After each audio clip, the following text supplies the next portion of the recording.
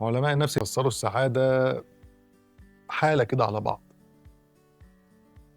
مزاجك حلو ورايق، عندك حالة من الهدوء والسلام النفسي، مطمئن، عندك إحساس بالمتعة واللذة. ده تعريف علماء النفس. أنا من وجهة نظري البسيطة المتواضعة باشوف إنه الموضوع متشعِّب أوي يعني، وكل واحد ليه وجهة نظر في السعادة. أنا ممكن اللي يبسطني ما يبسطكش أنت، وما يبسطش أي حد تاني. ممكن إن أنا ألاقي واحد زيي بيتبسط من نفس الحاجات اللي أنا باحبها مش كتير. أنا باتبسط بحاجات بسيطة جدًا. في حد عشان يتبسط محتاج يعمل لنفسه program ويكون مخططه ليوم كامل يقضيه بشكل معين، لو اتلخبط بس أي حاجة صغيرة فيه يتضايق.